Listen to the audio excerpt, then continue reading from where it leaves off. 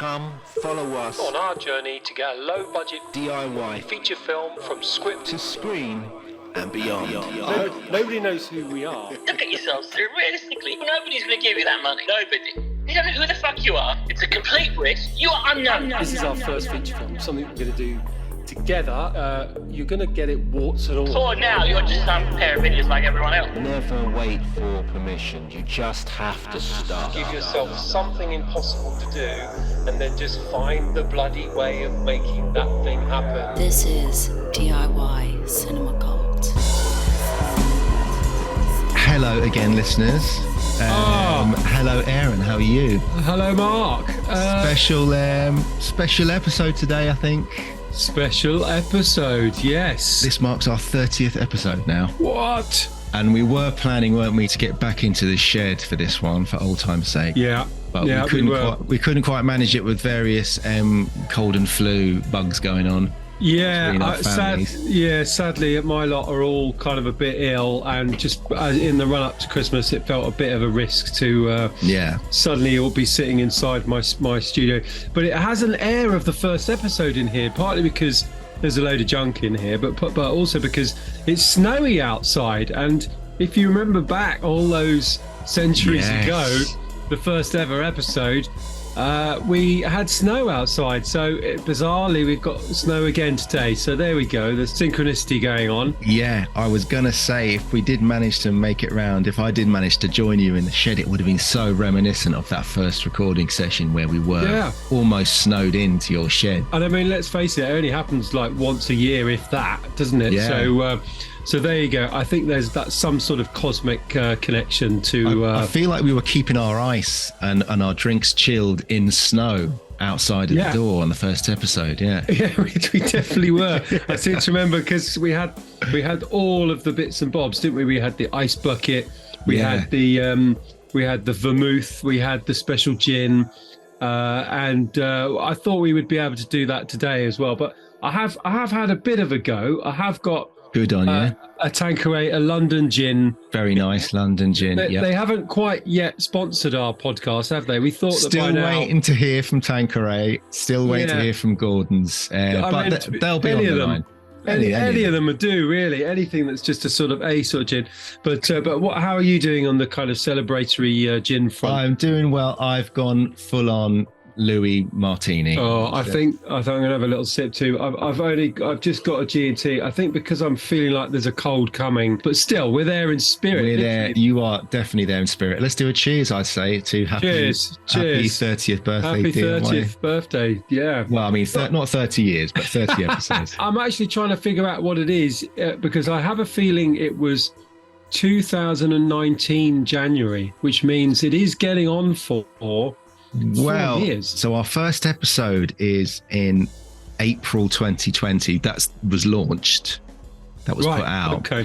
But of course, we were recording for quite a while before that. I think we had like 5 episodes in the bag when we launched in 2020. Yeah, definitely. And I think we did our first episode in November. I think it was November, not January. So that was 2018. Oh my God. Which now is... Well, we've just gone past November now, so it's 4 years. 4 years ago. Wow, there you go. So there you go. It is kind of an old time podcast now. Podcast world. It's fairly old. I wonder if the old recordings sound crackly now. If we listen to them, they'll be like, "What's that?" Suddenly, it's like they're listening to old vinyl or something. You are listening to the debut feature film podcast. This is DIY Cinema Cult. Bring us up to date. What's been the news recently? Just so we can kind of... because I can't quite remember the last one. I think it was a good couple of months ago. We haven't been quite regular recently, but no. What's been happening over the past few months? Because there's been some quite exciting developments with your film, hasn't there? Yeah, so I think our last couple of episodes were the ones that we launched along with the Kickstarter for Old Man. So big news there being that we did make our goal. which is fantastic. Thanks to you as well for all your help on that. So we did make our goal, and the next steps are now that we are planning shoots for end of Jan and beginning or mid-February. Amazing. So we're just gearing up to shoot again, basically, is what we're doing. Fantastic. So exciting. Get all our ducks in the row, as you say, just to kind of make sure that those shoots go without much of a hitch, and we can get ever closer, that just a little bit closer to getting a finished film. And have you solved your logistics issues? So have you got your casting sorted out? Because obviously you needed to cast a couple of people, I think, for this one. Yes, I think we're about out of the remaining people we needed to cast, we've probably got about half of them. So we still have a couple of people to cast. Mm-hmm. Locations as well is sorting itself out. We've wrecked a great location, me and Rami, the other day, which we're really happy with, which we'll be shooting in February. The other locations are kind of people, flats and houses of people that we know. So yeah, we're getting there. We're getting there. Amazing. We're slowly getting there. And how about you? Yeah, so I'm sort of going through a kind of technical phase. We had a couple of interesting things happen recently. We're still at this stage where we need a bit of money for licenses for music and for archives. So that's a two-stage process. The first set of funding we probably need is just for film festivals for a year. And so we're some way off that, and then obviously we're even further away from worldwide in perpetuity licensing. That's a big step. Right. And we did pitch for some money from a kind of public body, but got a knockback on that. So there you go. It's DIY all the way. We made an attempt to see if we could get some public money, but that didn't happen. In the meantime, what we've done is we've done another one of our work in progress screenings in Amsterdam, which was fantastic. We've been offered a great deal of music festivals, but sadly, again, at the moment, we just and film festivals, we just can't say yes. And it's a kind of a frustrating experience, because we could have been in Portugal, we could have been in Berlin, all sorts of things going on. But we did do this kind of in-person work in progress type screening in Amsterdam, which was really fun. Spent a weekend in Amsterdam a couple of weeks ago. Amazing response. First time, obviously, we've shown it to anybody outside of the UK. And it was very interesting watching a film that is about something that starts in the UK, obviously kind of ends around the world. Just the feeling of, is this landing? Does this make any sense? Does the audience have any idea what a New Age traveler is? Do even some of them kind of know where rave music came from? I mean, yes, so many things you suddenly think, wow, would you tell this story differently if you knew that this was your primary audience? Well, you would, but everybody seemed to suggest they, all the audience members seemed to really enjoy it. And I got a lot of interest afterwards, people talking to me about the film, maybe talking to me about screening elsewhere. A really positive experience. And obviously, lovely to wander around Amsterdam for a weekend is always a fun thing to do. But now we're in this sort of technical phase, which is, to go into some technical details, we've kind of got it out of Adobe Premiere and now into DaVinci Resolve. Right. That still means we can still edit, but it means we can really look at the whole film for the first time on one timeline. Oh, great. Because, Adobe Premiere was, in a way, we sort of decided to use Premiere because all the editors that we were using, used Premiere, but they didn't use other things.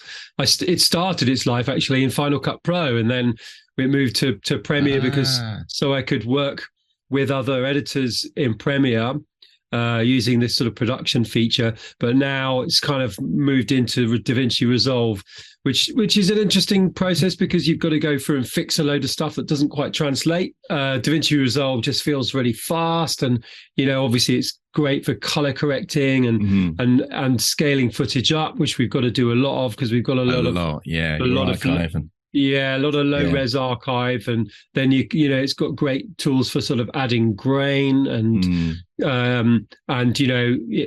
it's also got good audio tools. So I'm in this sort of technical phase of everything being on one timeline for the first time rather than broken up into reels. I'm also going through and outputting reports. And I don't know if, our listeners would be interested in this sort of technical detail, but when you have to clear footage and archive and music, what you have to do is you have to output a report of everything that's in your film. I mean, every frame has to be documented.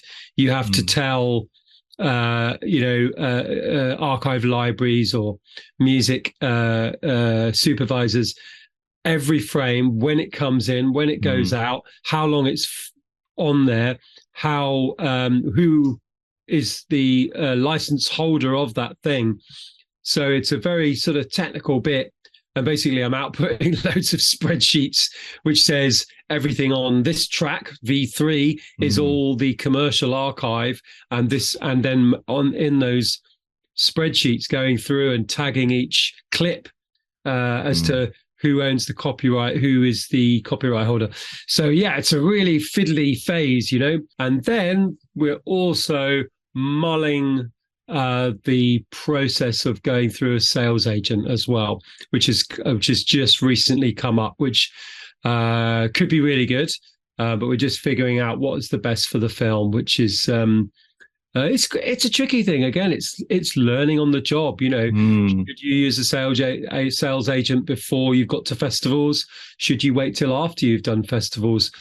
You're really learning as you go with things like this, and there's no guidelines. There's no guidebook to tell you this is what you should do, because I think it's on a project by project basis.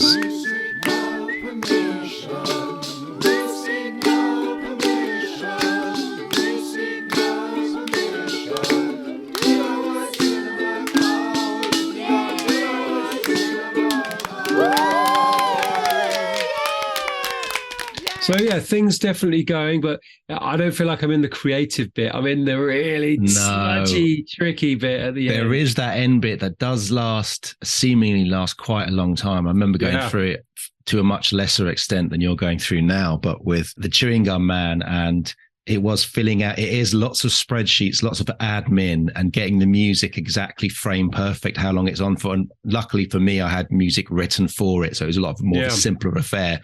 But it was just organizing, just so that they know, the guys knew, because it was going to be broadcast on Sky. So, just knowing how much PRS the musicians were going to get, that kind of thing. It just all has to be on an official level. It has to be to the frame. So, and, transcribing your thing as well. God, if we were big famous film directors, this would all be done by a department of some production company or have you, or distribution company. But because we're not, it all falls down to us, and we're the ones having to do all of this legwork at the end. Absolutely. And I mean, it's great in some ways that, something like DaVinci Resolve can now work on my laptop and costs, 260 quid or whatever it costs. And I got a little box with some cool buttons on it as well.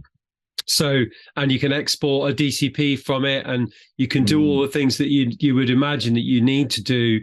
That would have cost us, £700 an hour back in the old days, Yeah. I mean, I don't have that much experience with DaVinci Resolve. I do know that I remember Luke, who was doing the DIT on the Old Man, he was putting all of our rushes into a DaVinci project, so we could just watch them. But I've never, because I don't have DaVinci, I never used that project. I just went straight back to the rushes and brought it into Premiere. I'm at the kind of start of that process you're going through now, because I'm starting to work with an editor on the Old Man, and we are setting ourselves up in Premiere. So we're kind of right at the very beginning of that. So I'm interested to hear about how you do, your transfer to DaVinci and the benefits of that. Yeah, we haven't really done a lot of tech chat on this podcast. No.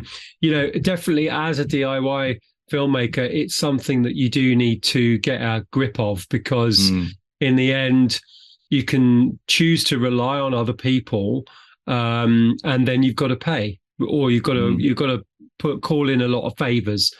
But it's all there for you now, and YouTube is full of tutorials, or you can pay for very affordable tutorial series and learn everything of this sort of software now. And I think there's a certain amount of things sort of moved away from the facilities houses into, more and more at home, and you can do more and more and more at home. Yeah. But there's always that kind of scary bit at the end, which is, is this legal? Does the picture clip? Do you have the audio set at the right point? All this stuff, which is kind of, in a way, feels very far kind of out of reach for a lot of people. But again, now it is sort of within a YouTube tutorial somewhere to explain exactly what that means, as in what plugin do you need to put where to make sure that the sound doesn't go above a certain level and doesn't go below a certain level, which means that it would be great on cinema speakers, or it would be great on a TV, or it would be great for streaming services. More and more and more, that is becoming something that can be done, on a desktop. And, I'm using a laptop and a second screen. So, I'm hoping that I don't have to do it all myself, as in, there's a certain amount of a grown-up with a lab coat at some point has checked that it's not a disaster and that it's not going to look terrible when it goes out, wherever it goes out, on cinemas or whatever. Yeah, I mean, you're right. In terms of software, it is all becoming more desktop and taken out of the post houses. I guess there's certain elements that still would be really, really useful to have, which are maybe slightly still out of people's reach, which would be things like broadcast monitors, which are still, prohibitively expensive if you want to try and get your hands on one. Thousands of pounds worth of TV set, basically, but give you a really, really true representation of how, the quality of your final film and how it will be broadcast. Because I remember, I think I mentioned on the podcast before, I remember doing the DCP transfer for the Chewing Gum Man, and was delighted about how that looked on cinema screens, and just thought that, I panicked so much about that because I wasn't sure how it was going to transfer. Just because I wasn't experienced in doing it. It was my first one I'd ever done. I'd never outputted anything for a cinema screen from my laptop, or wasn't a laptop, for my desktop computer before. And it worked like a dream. But then the flip side was, I remember when the film broadcast on Sky, I was a bit horrified about how crushed the blacks look. And I was like, oh my God, it doesn't look anything like the file I sent. But that's because, I'm working off Apple monitors, I'm rendering to a certain codec. It's hard to have that confidence when you're sending stuff to broadcasters that you're really going to get a true representation of your film. It's funny, all of that, you're using Apple monitor stuff is in, generally people are working on a Mac, and it kind of means, if you stay within the Maciverse, it's generally quite trustworthy, and they've obviously got all this clever software to kind of correct the colors so that it looks exactly as it should do. But there is this issue, and there's always been this issue. We're getting quite technical today, aren't we? We are. It's a very technical episode today. There is this issue that when you export from something like Premiere, the colors just look different. They shouldn't. They look like they would be fine if you put them on TV, but they're not on a monitor, as in on a computer monitor. Right. And it's a known issue. And it's literally, there are hacks and LUTs and what have you to fix that issue. And it's the same in Resolve, but Resolve has a specific mode you can do that's called Rec 709A, which basically makes it a bit more like the Appleiverse. So you can look at it on an Apple monitor, and that means that when you output it, it's going to look perfect in whatever form it is. So it's one of these things where the DIY filmmaker has to sort of navigate this, because largely we will be making our films on a laptop. We will be making films on an iMac at home, because that's just the nature of it. And now it could well be that always goes through somebody with a lab coat to kind of make sure that it goes out to broadcast in the best possible way. But increasingly, there are, distribution methods, which mean that from your laptop to Amazon and people watching it at home on their TV is an absolute reality. Yeah. And in fact, more and more, there are these distribution methods, self-distribution methods, where you've made a film, it's edited and finished on a computer at home, it's mixed on a computer at home, potentially, and then it goes onto Amazon's servers or Apple's servers for iTunes release, and then people were watching it on a TV at home. That sort of reality is here, and more that will be the case, because the traditional modes of distribution are slow and expensive. And if you can find a way to let everyone know about your film through, clever marketing, social media, whatever that is, then there's a real way of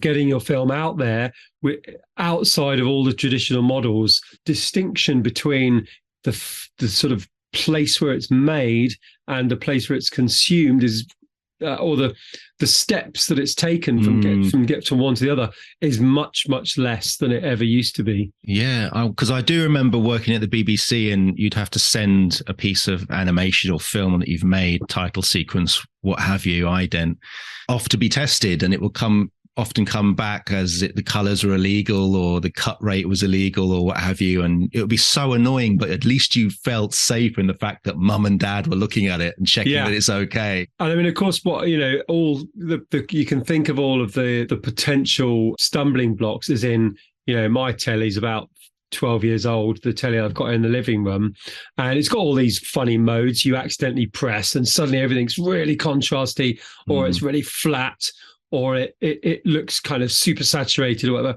So in some ways, you've got to also navigate all of that, as in you're delivering something that's then got to look okay, even if someone's pressed the wrong button on their telly and they've, screwed up the image, because it's got to kind of be neutral enough so that it won't look really shit should someone press the wrong button on their telly, which obviously a lot of people do. And I remember when I started working in TV, a lot of the old guys would say, when I used to worry about, because I was coming out of branding as well, so I was always worried about colors and, the exact color, reference numbers and blah, blah, blah. And they kind of laugh and say, look, it doesn't, telly doesn't work as well as you really think it does. Telly doesn't feed out a universally acceptable, identical image to the entire country or world.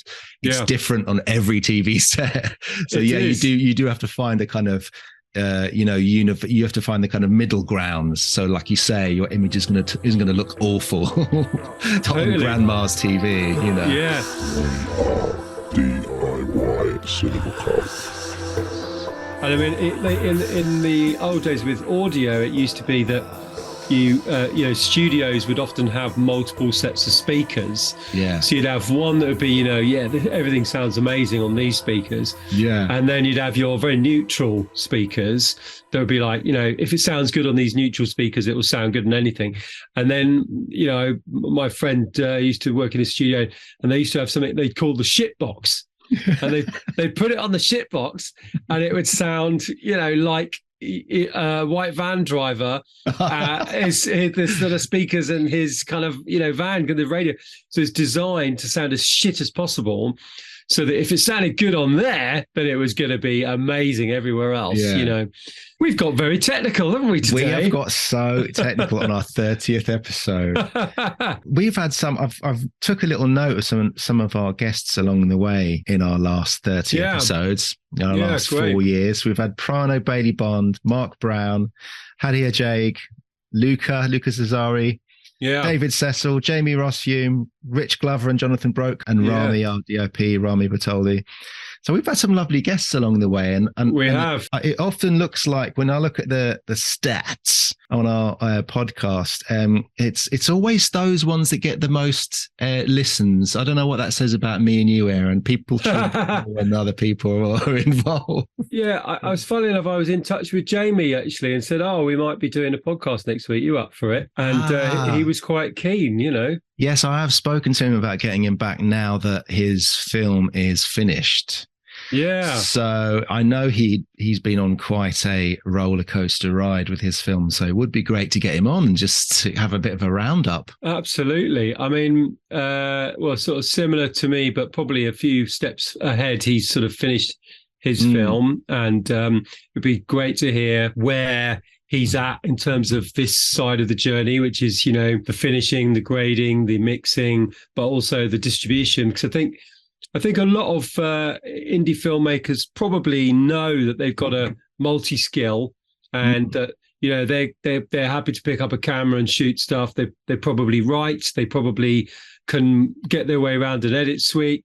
So, you know, getting something that looks like a film is probably, most indie filmmakers these days know that they can do that, or that's something that they should do. But this next bit, getting it into people's minds and lives and eyes, I think is the bit which remains still kind of very mysterious for people. And you know, it'd be interesting to hear what Jamie's up to in terms of that side of the story. It would, because he, exactly. That's exactly where he is right now, trying to get it out there. And and it's hard as well. It's like, you know, I remember chatting to him about him. He's already struggling with film festivals. And I was speaking to this other filmmaker online recently. He was struggling with getting his films out to film festivals. Festivals just sound like such an oversaturated marketplace, for want of a better word, these days. I mean, even more so when I was trying to get short films in, it just seems like now it's almost impossible unless the stars align and your film kind of falls in line with their programming themes that they've picked out for that particular festival.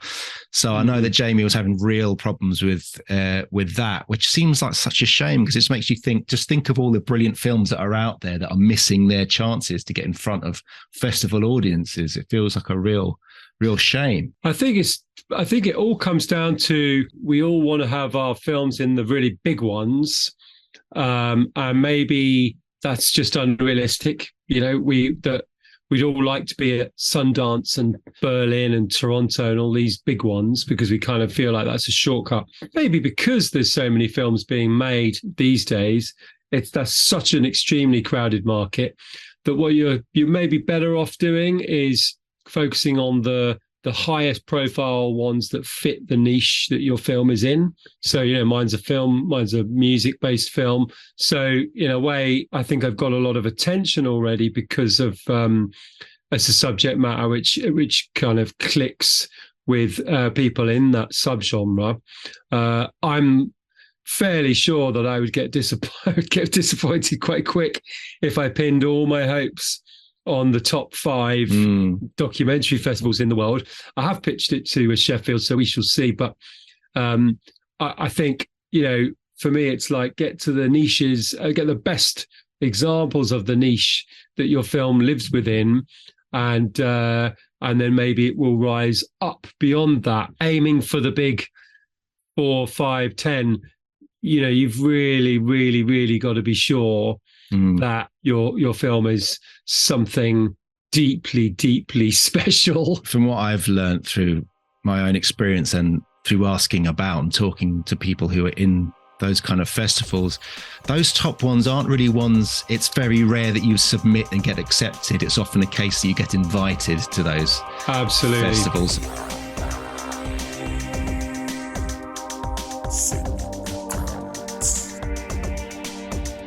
I tell you who's done it quite well recently, I've noticed on social media. I've seen lots of updates from him.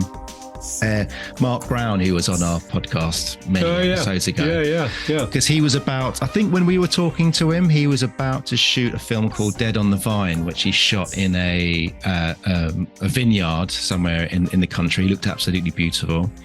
But that film is finished, and he's now been sticking it around screenings. I think they had their world premiere at a festival called Smodcastle Festival. Do you know this? No. So it's a festival set up by Kevin Smith of Clark's fame. Yeah, cool. And of course, it's his festival. You go there. It's a festival for indie feature filmmakers. He's kind of just giving back into the film industry. And I've noticed pictures online. They picked up a couple of awards at the festival. I think they won Best Ensemble, maybe one Best Film. I'm not sure.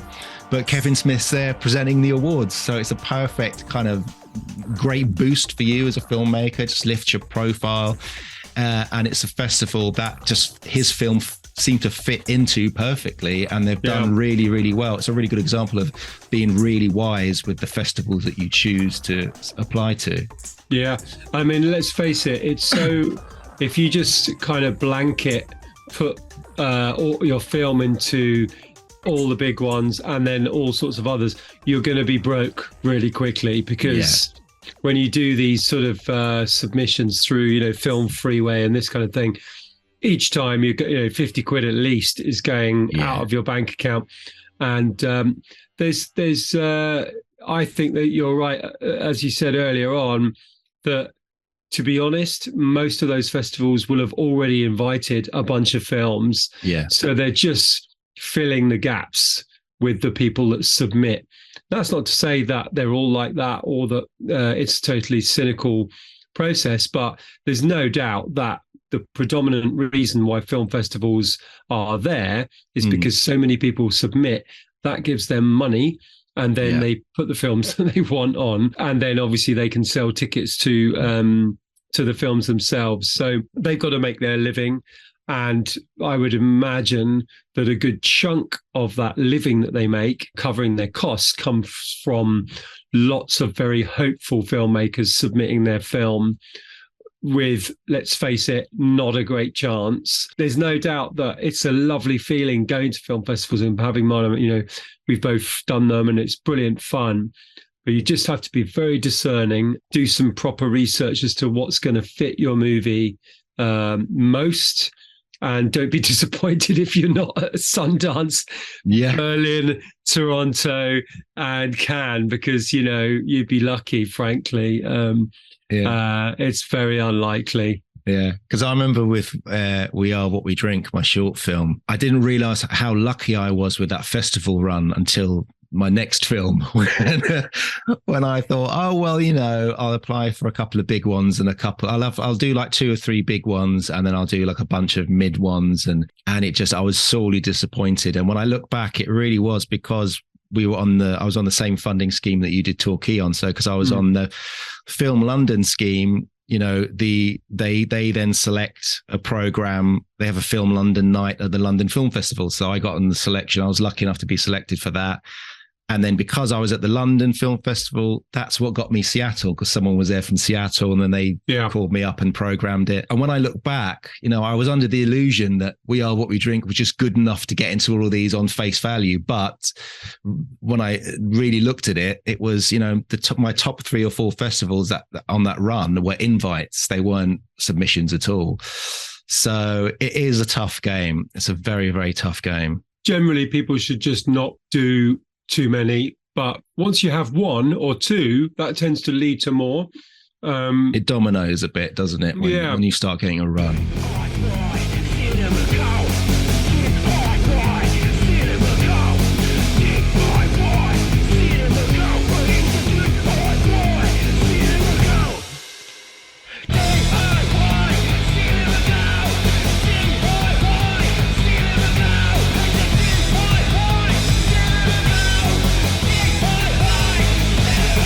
Casting our mind back to our very first episode, do you remember that? I do remember us saying, as we cheersed our first martinis, we were like, "Where are we going to be in a couple of years' time?" From humble beginnings, Marc. I know. As this film is, in a way, an example of that. From humble beginnings, we're at the very early stage of the full production of the film. Where do you think we'll end up? And we'll look back from we'll be sipping cocktails by a pool somewhere in Hollywood, going, remember when we were in your shed? Yeah, we were being very, very optimistic and dreamy there. But where do you think, how far do you think we've come in these past 4 years and 30 episodes? What kind of journey do you think we've been on? I think the proof is in the work, really. The journey has been from 2 people saying they wanted to make a film to 2 people who are a long way to have nearly finishing 2 films. And that's pretty good going, because it takes a long time. I mean, it's completely different and unexpected. But, our dream at the start was a simple one. It was, we were going to make a film, and what's resulted is kind of beyond our expectations. Very different, but brilliant all the same. It's incredible that we've got we're going to have 2 feature films at the end of this. Yeah, and it's also opened other doors. So, and this is why I think anyone listening has got to realize, our approach was never to sort of, we weren't deciding that there's only one way this can go. It was, let's just start opening lots of doors and follow the doors that seem to lead somewhere. Yeah. So in some ways, doing the podcast was an opening the door exercise. So we've opened the door 30 times. Yeah. And even having some people on the podcast has led to projects. So you worked on Jamie's film, for example. David Cecil and I have been kind of talking about a project. And that is just the process of just kind of being open and opening doors. You're definitely bang on about the fact that this podcast was us activating ourselves and putting ourselves in motion. Again, in this chaos magic that we keep going back to, but we do honestly very much believe in that you have to give yourself the motion, you have to propel yourself, and you don't know where you're going at the start. You just have to set off, because nothing happens unless you do take off. You do kind of take that first step. Never wait for permission. You just have to start. Marc and I have been following, how would you describe it, Marc? Chaos magic? Chaos magic? Chaos magic? I think the chaos magic thing is such a great analogy, because it's like casting a spell. You're saying, hubble bubble toil in trouble. I'm a film director and I'm going to get into some trouble. And you're kind of going in that direction. And then you've decided that in some way, by making that intention, you're just heading in a direction. Yeah. And you're going to keep getting buffeted. Somebody described it really well as that, you can decide that the weather will change your life or not, because you can keep going. Okay, it's a bit rainy today. The film's, I've got no budget to do this. There's some clouds today. That means we can't film. Or, elements in the world can constantly knock you off course. And you can either do one of two things. You can either say, no, I'm going to be King Canute and I'm just going to stay this course. And then you'll end up kind of, being somewhat disappointed or buffeted. Yeah. Or you can go, okay, I'm just going to take this wind that's been caused by this bit of weather. I'm going to slightly nick around the side of this weather and I'm going to see where that takes me. But it's still forward. It's still in a direction. It's still positive. It's still creating something. So it's never exactly what you thought, but as long as the will of the soul of the thing that you were after, which is still there, I think that's the key. Yeah. And also maybe creatively incorporate your obstructions in some way. So it becomes part of I remember going into The Old Man, I was just thinking, look, let's say 30% of this is going to go to plan, and then the rest of it is going to be a bit wild and scary. But then if you incorporate it into it, it becomes part of your film and part of the story, and whatever the result is, that's what that's the film. Whatever happens to us on this little journey, that's what the film is. Yeah. And, you kind of have to be flexible in that way and have fluidity. Otherwise, you are going to get really upset and annoyed and scared and pissed off that things aren't going your way. But you just have to know that at the end of that time period, for good or bad, because we are on such limited budgets, you're going to have to stop at some point. Yeah. It might only be a couple of days or a week, and that's going to have to be it. So you might as well roll with it and make something with it. Yeah, I mean, everybody probably wishes they were David Fincher or they were Stanley Kubrick, in that they had complete auteur control and they could do as many takes as they wanted, and they could build London, they could build New York in a studio, and they could do all these things, and that's fine, but let's face it, utterly unrealistic. It's not going to happen. That means you're going to be waiting around a long time till those conditions occur, and chances are they will never occur. So in the meantime, what you're going to do? Well, you've got to take one step in that direction, which is do something, do what you can do. May not be perfect. David Fincher made loads of music videos originally. Stanley Kubrick was a sort of jobbing director for a fair bit of his early career. Stills photographer. Yeah. There's no one path. There is the mountain you're on, and there is the top of that mountain, and there is you at the bottom of that mountain. There's going to be loads of tricky paths up that mountain.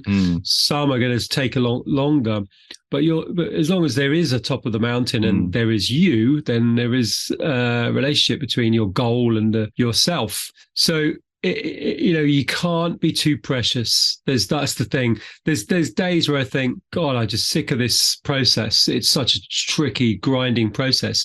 But then you only have to listen to Ron Howard talk about his projects, and you realize it's the same thing. If you're a massive director, if you're doing Marvel movies, if you're doing all these things, they have the same problem. Their problem is the same, just magnified, in that they have big resources, but it's never quite enough. They have much more time, but actually it's still never enough. So in a way, it's like, get over those things, keep going. That's the best lesson possible. Keep going, because your persistence will get you there in the end.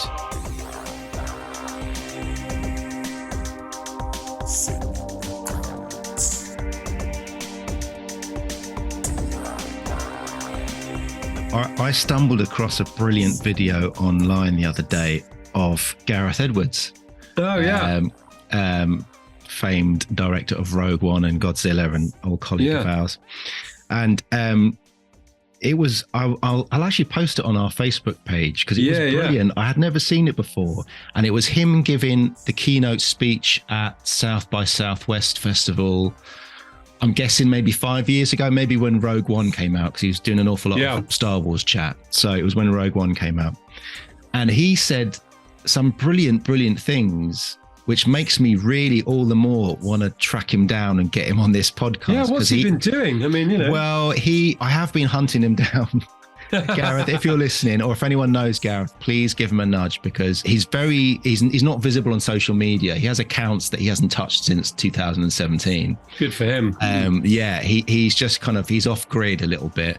I had to call up Rami, our friend and my DOP on Old Man, because he's the last man, I think, to see him in the wild. Rami did a camera test with him in Jordan a bunch of years ago, and Rami had an email for him. So I fired him off an email, but Rami said, even when Rami met him, it was 7 years ago or something. So it's probably an old email. Haven't heard back. I was reminded watching this speech, firstly, how funny Gareth is. He's a funny fucker. Yeah. And also how brilliant he is at analogy and metaphor, and how he comes up with very acute observations about filmmaking and the industry. And then what you're saying there about, whether you're working on big budgets or small budgets, you have the same problems. And he almost said exactly the same thing. But what he said was, I don't know any filmmaker is more of a illustration of that example of moving from low budget DIY, which he did with Monsters, to his very next film, which was a huge Godzilla blockbuster. Yeah. He said that when you move from DIY independent to blockbuster, the pros and cons for those films are exactly the same. It's just they switch sides. So, and this really rang true for me, because at that time I was going through real trouble finding locations in London that I could afford to finish The Old Man. And it just felt like every door I pushed against was just locked. I couldn't get access to anywhere that I could afford. Everything was too expensive. People didn't want to know me because I was an independent. I had no kind of production company behind me. But at the same time, I'm kind of thinking, isn't this great? I'm making this feature film. I have final cut, obviously. I have final shout on the script, who I cast. I've got complete freedom. Yet I kind of don't have freedom, because I can't shoot where I want. I can't shoot for the amount of days that I want. I can't, I don't have access that I would if I was a bigger budget. And if you have a big budget blockbuster, you have nothing but access. Everyone wants to take your meeting. Everything is fine. Everyone can start today or yesterday, but you aren't making the film in the way you want to, because you have a whole raft of backseat drivers in the shape of exec producers and studio heads who are telling you exactly how to drive the car. So I was really interested. It kind of made me think, God, I really want us to do an interview with him and really pick that apart, because it's a really, really interesting topic, that difference between low budget indie, where you are, in inverted commas, free to make the film you want to make, and then having the keys to a blockbuster where you have all the bells and whistles you can dream of, and nothing's too much, and all the wheels are greased, supposedly, in some way. Well, in some weird way, he's kind of maybe I can't say he's kind of quite the KLF equivalent in terms of inspiration, but because we both knew him, and because he was probably a really good example of somebody who made it happen on sort of in such a DIY way. And also, it's funny, we were having our technical chat earlier. He was one of those people that really understood that you could do so much at home, as in he was one of the first people to realize that just get to grips with the technology that's happening now, and you can skip going to huge post houses for the huge budgets that's expected, and you can do the same thing. I think he'd be a brilliant person to have on. I think he would be very insightful, particularly because he's been rinsed through the system. And what's he doing now? Where is he? What's he up to? Exactly. So if anyone listening to this does have an up-to-date contact for Gareth, or knows him, or is a colleague of his, do give him a nudge and say that, we're old colleagues and we want to get him on our show and pick his little brains about stuff. Big brains. His big brains, sorry. Pick his big brains about stuff. So I'm just looking on his IMDb, because I just thought, well, you better sort of figure out what somebody's been doing. So previous, obviously the first one was a film called End Day. Don't know what that was. Perfect Disasters. Don't know that. He did a lot of TV stuff for Discovery and BBC. That's when he was doing the documentary stuff. Got it. So essentially, he was the VFX guy who he kind of got a name for himself because he could do VFX from his bedroom. Yeah. Then because he was sat in edit suites with the producers, he basically went, look, if you let me direct some of these episodes, I'll do the VFX for free on the next one. It was that kind of deal. That's how he kind of shouldered his way in. So a lot of the stuff on the IMDb will probably be him either doing VFX or him starting to direct episodes in which he's doing VFX as well. So Monsters 2010, Godzilla 2014, Rogue One 2016. Then his credits dry up a little bit after Rogue One. Which is kind of surprising. You'd think you get Star Wars and then everything kind of falls into place. Which is why I've been interested to chat with him, because I remember when I heard he was doing Godzilla and I was like, how does someone who is so hands-on, because if you look at any of the behind the scenes of him making monsters, he's shooting monsters. He's operating the camera. He is very much a one-man filmmaker team. He didn't have just one man out there. He had a couple of production people and technical people with him, but he was the man on the camera. I think even in Rogue One, there's some production shots of him operating Steadicam, stabilized cameras and actually shooting some stuff. So I always wondered when he got the Godzilla gig, like, how does that kind of character transfer into the big Hollywood machine? Like, does it cause trouble? Do you get frustrated? I guess we kind of need to ask him. So, Gareth, give us a shout, mate. We want to interview you. So just so you know, expected October 6th, 2023 is the film that he's got currently in post-production, which is called True Love, apparently. Okay. It's so beautiful.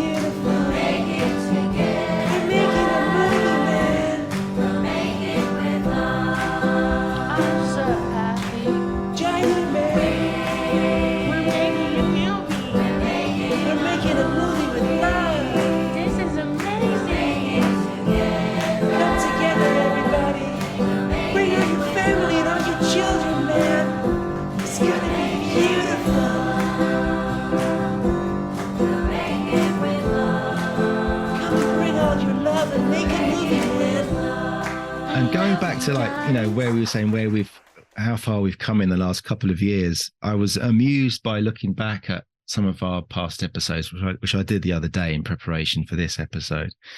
And there was episode 3. I'm glad you've done some prep, by the way. I haven't done any prep.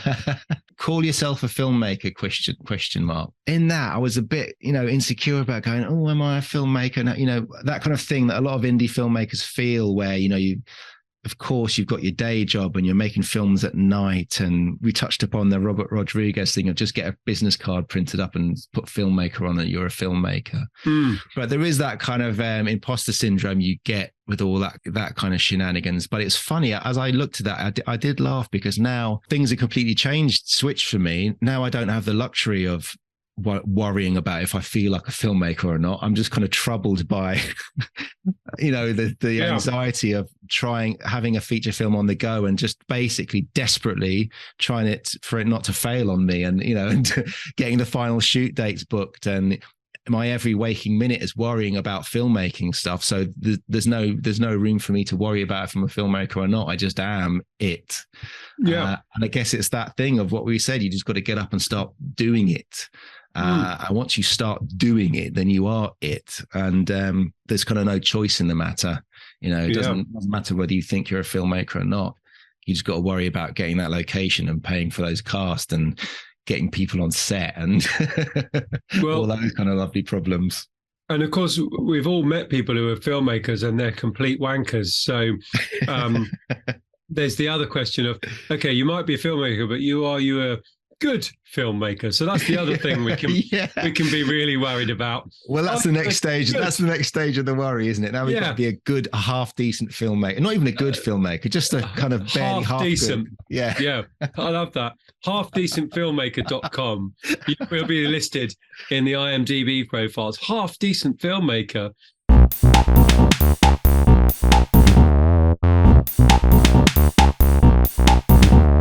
Very crisp and Fanta.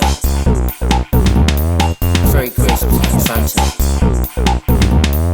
Very crisp and Fanta. Very crisps and Fanta. Something I noticed quite recently that Zoetrope have been involved with. Are you okay? You're expiring. Is this your final episode? Yeah, just inhaling some Bombay mix. I'll wash it down with some gin. That'll be fine. I might get another little gin, actually. Yeah. Oh, yeah, I've been topping up. We'll leave you now with a message from our sponsors. Bombay mix, Bombay mix. Bombay mix is a Mickey mix. Bombay mix, Bombay mix. Bombay mix. Bombay mix. Bombay mix. Bombay mix. Bombay mix. Bombay mix. Topped up. And we're back. Topped up. And we're back. Top. So what I was going to mention something that popped up recently, which I thought was kind of interesting. Obviously, we've just done 2 successful Kickstarters. And there's a lot of advantages in that. You find a community, you kind of pitch your idea to that community, and you hope that it resonates, and then they can directly fund you, at least for some sort of segment of the budget for the film. One thing that's popped up recently, which I noticed, is something called Decentralized, which is... yeah, you sent me a link to that. So Decentralized is the brainchild of American Zoetrope, obviously Francis Ford Coppola fame, and I think it's Roman Coppola that's the primary mover in it. And it's a little bit like crowdfunding, but it's also a little bit like these sites like Slated or similar sites, which effectively you kind of pitch your project to a kind of a community, and then that community in some way invests in your idea. Okay. Or there's already some kind of pot there, which from the sounds of it has come from quite big sources. So I know Steven Soderbergh, for example, put some money in, and then effectively projects on that platform, and it's all done through a kind of blockchain cryptocurrency type system. You can pitch to be on the slate of films that are being funded and then other members of that community can kind of vote for you effectively. Right. So it's an interesting thing because obviously most film funds are done by some sort of opaque panel somewhere, and then other film funds are done by a public body of some description, and they have a sort of criteria. And then there's the Kickstarter world, which is the crowd basically chooses projects that they like and they kind of fund. And this is some sort of hybrid, I suppose. But the people who are on the platform are kind of part of a community of filmmakers, and how much activity they have means that they get to have more say in terms of what projects go live. Right. So it's very interesting. It's all done with cryptocurrency underpinning it. So people may not understand what that stuff is, but basically it's kind of done, I think, through the Ethereum blockchain. So there's a certain transparency in the whole process as a result. But also the money is meant to be kind of being given away in a kind of free and fair way. So right. No idea how successful it's been so far. And I know it's quite recent, but it's an interesting new model, and particularly for the kind of indie filmmaker. Very interesting. And yeah, really worth looking in for indie filmmakers, just other ways, because it does feel like there's a middle ground that's missing currently, you know. Kickstarter, between Kickstarter and between the industry, inverted commas, there feels like there is a middle ground that technology could open up, and like you say, these kind of services could open up. So yeah, we shall see. Be interested to hear if anybody's actually had any experience with it. It's very new. I think it's, you know, a year down the line.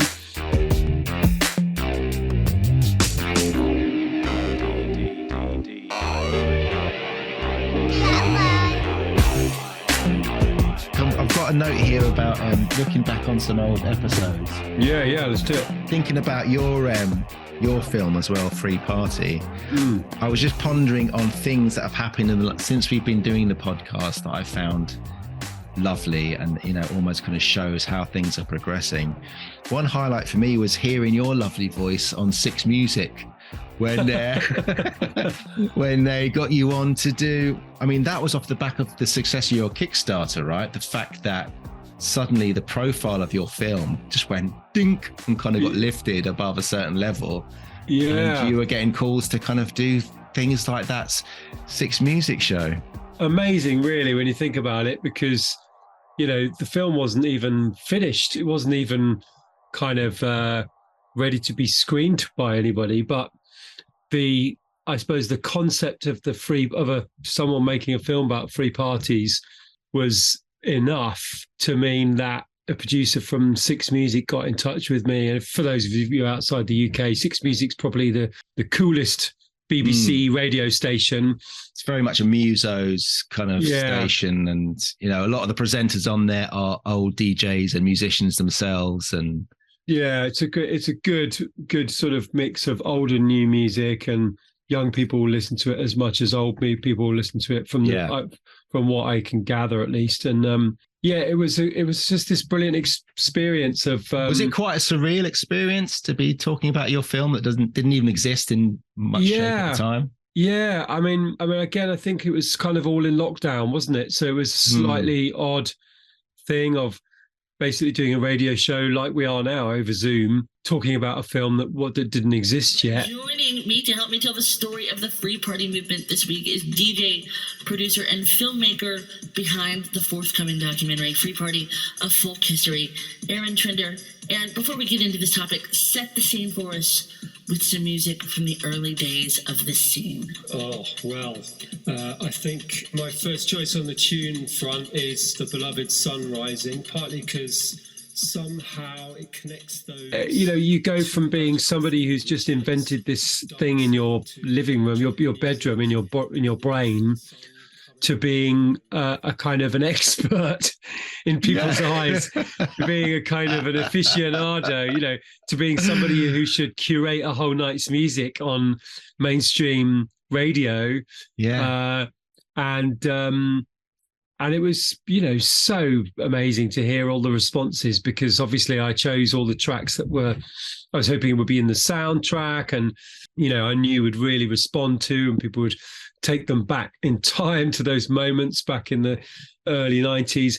And it did that. And again, it elevated the project from this thing that I'd been doing at home on my computer in my brain, to something that people felt was real. And it was on the radio, and it was, I don't know how many people listened to that radio. Let's say 100,000 people listened to it. I mean, that's just mind-boggling. Up to this point, there's been a few thousand people on Facebook that have known about it, my friends and family. And suddenly there's over 100. I mean, I'm speculating, but suddenly there's not only 100,000 people going, oh, wow, there's this film about the free parties, which sounds brilliant. They're dancing around to the radio, and it's my voice. Yes. Going, oh, I love this track because of this. No, a week before, nobody knew the hell who I was. It's just this. Amazing. The reality of it was the process, the production to get that radio show out was not really that different from what we do. Actually, when I'm absolutely honest, we have our chat over Zoom, but hopefully in the shed soon. Yeah, we have a few drinks. I send you the little clips, and you kind of do the edit, and you put the music that you've made and I've made and Oz has made, our friend Oz has made, together, and you output it. Same thing for this radio show that 100,000 people listen to, and in some ways it was a great DIY lesson, as in this stuff is just doable. You just got to have the ideas, you got to have the some technical skills, but then you got to get it out there, and that's the bit. This is what I think we'll keep discovering as we get to the latter stages of our film, that this is the bit that the BBC has a huge audience. They have an audience. They have a platform. That's the key, isn't it? As in, you can have, we've got the means of production now. It's the age-old Marxist treaty, which is, the workers should capture the means of production. Well, we have that now, but the means of distribution, well, that is a whole other story. Wait for it. Wait a minute.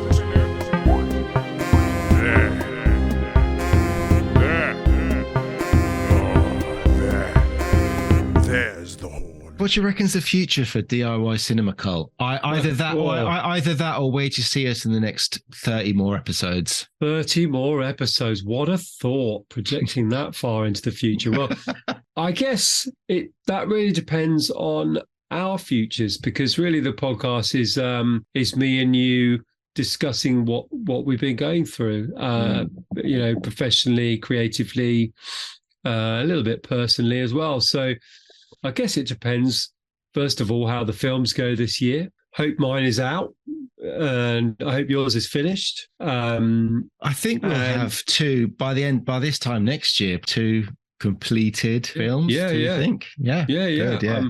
I hope my one's done. I don't think I can go into the 5th year thinking there's going to be another year. I definitely am keen to move on now. Not that I don't love it, but you can see your life drifting away, as well as you need to be on to the next thing. It creates the sort of drive, in some way.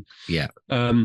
But I think certainly we are going to have, I hope, a film out in the world fully, and another film finished. I hope you're on to our next projects. That's what I hope. That would be good. And hey, routine's still there, mate. Well, it's funny, isn't it? Like, we kind of started with Routine was the film, and then, as I was listening back to a couple of our old episodes, it was just funny the way the shift happened. Like, Routine was there as the main focus, but really early on, though, I think it was the 2nd episode, Free Party was mentioned. You mentioned Free Party. Right. Because I think there was a bit of a gap between our 1st and 2nd episode, and you were like, no, I've started, I've done a couple of interviews on this project I'm working on. So that was there from the very, very beginning.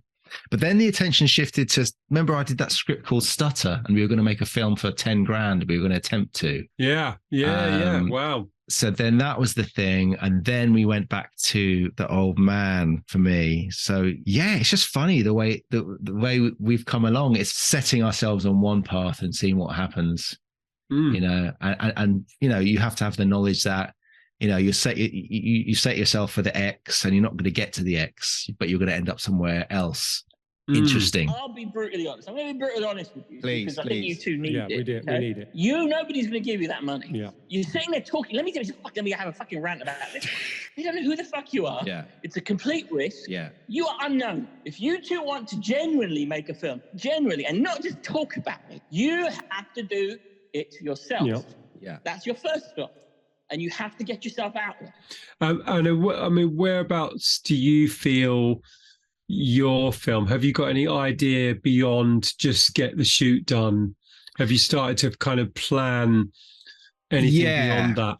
Yeah, so I've got an editor on board. So we're going to start cutting in January before we even start the next shoots. So we're going to be cutting while we're shooting. It's been funny actually, because it's been an interesting experience and I've been actually very thankful of it in the end. The fact that we've had to split our shoot up was a budgetary thing. We didn't have the money to shoot it all in one go. But actually, I'm still writing scenes. I'm still editing scenes based on the stuff that we shot before, constantly updating the script, changing it based on things that have happened in the shoot.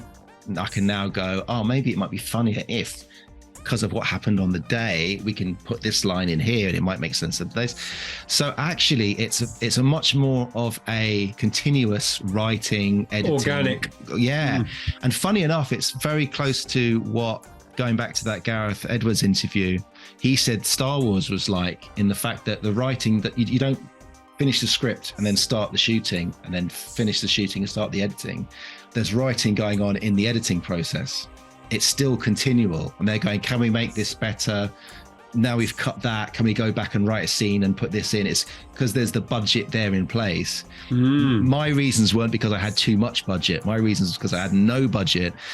But it's a similar experience in the fact that it's not a pre-production, production, post-production experience. It's a very rolling. We're doing a bit of pre-production now we're doing a bit of post-production, now we're doing a bit of production, and now we're going to go back and write some script. It kind of works, and it's really helpful for the story, and it kind of builds in reality into the script that maybe would not have been there if I wrote the script, drew together enough budget to shoot for a week and a half or 2 weeks, and then shot everything then and then cut it. There's things that we can learn from and use in the later shooting, in the later shoots. So yeah, it's been kind of an interesting production experience. You always hear people say the best way to learn how to make films is to make films.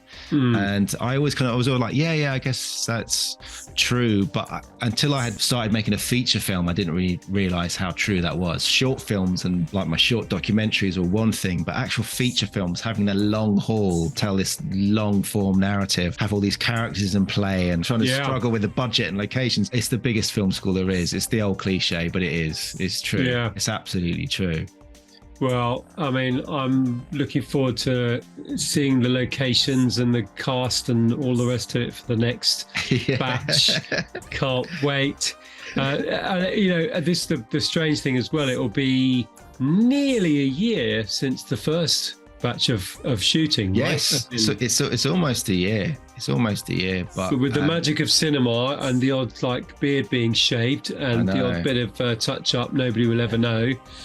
Well, hopefully nobody's lost an ear or an eye. Yeah, hopefully not. I mean, Rich, one of our main actors, is going to Australia for Christmas, which I am a bit concerned about. We might have to kind of explain some nice tan. Full bronze, yeah. So I'm like, great, okay, just don't go in the... Enjoy Australia, but just don't go outside or in the sun in any way. Yeah. I'm sure you haven't quite got the budget to tell him not to have a holiday for a whole month, though. Exactly. Yeah, exactly. Well, with the magic of cinema and with, Da Vinci's Resolve's face tracking. All right then, listeners. We love you.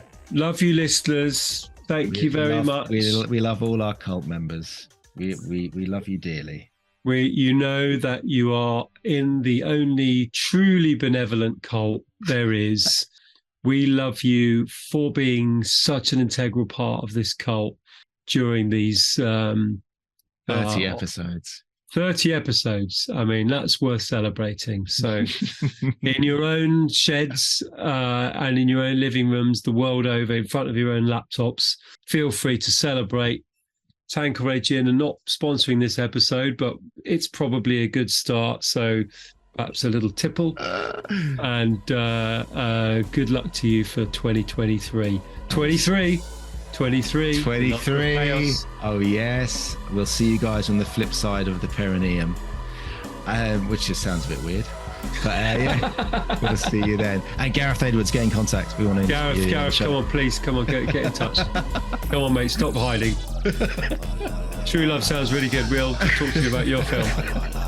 Follow us on Twitter at DIY Cinema Cult, or on Instagram we are DIY_cinema_cult. Seek out the DIY Cinema Cult group on Facebook, and don't forget to press those like and subscribe buttons and follow us.